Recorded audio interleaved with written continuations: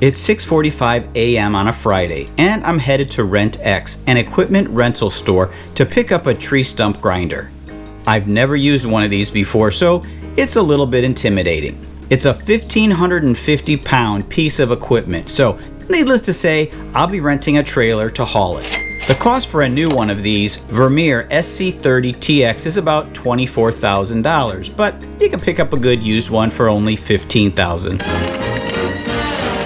There are 8 cutting teeth on each side of the 16-inch diameter cutting wheel for a total of 16 teeth. Once I return to the property, I unhook the chains and strap and then start to drive it off the trailer. When the weight shifts, the trailer tips down and off I go. After turning the key to start the engine, this lever is the throttle control. I push it forward all the way for full throttle. These 2 levers are for the 2 tracks, one for the left and one for the right, forward and reverse. This joystick-like thing is to move the cutting head left, right, up and down. The cutting head itself will not spin unless your hand is on the joystick.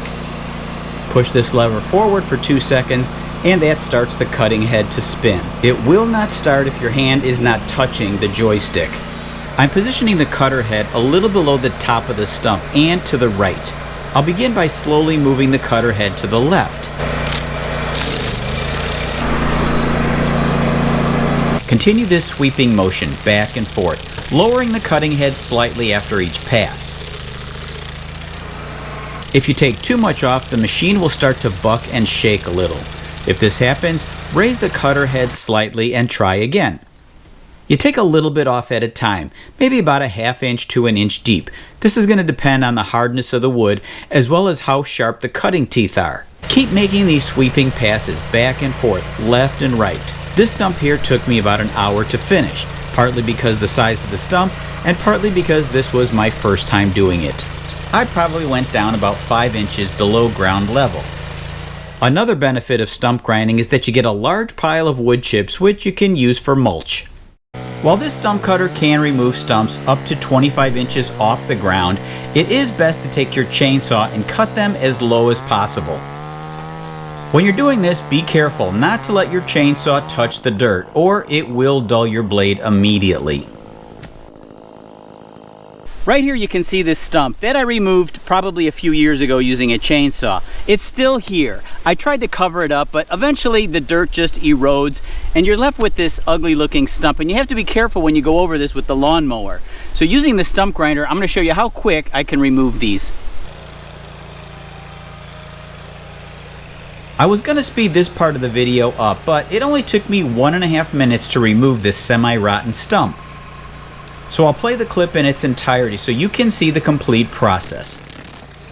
Keep in mind that this isn't a freshly cut stump, or it would have taken longer. I used the stump grinder to remove a total of 15 similar stumps all over the property that I previously cut down below the ground level. You can see here that the wood is rotten, and I could have attacked this much faster, but I'm taking it slow. Slow and steady, as they say. Don't be in a hurry when you're grinding stumps. Let the blades do the work. No need to force it. The machine is going to tell you how fast you should go.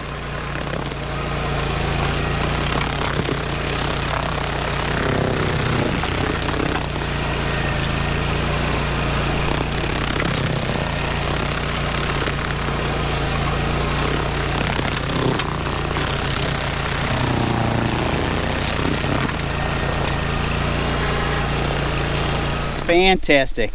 I'm happy. The ants are not happy.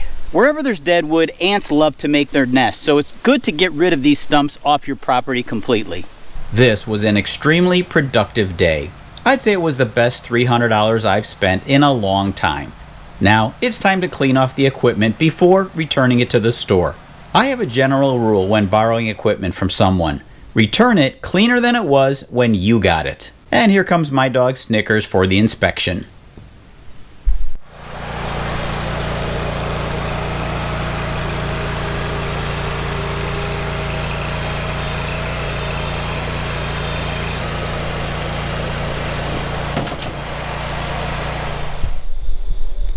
I started clearing stumps at 8 in the morning and finished up at around 3 in the afternoon with an hour for lunch.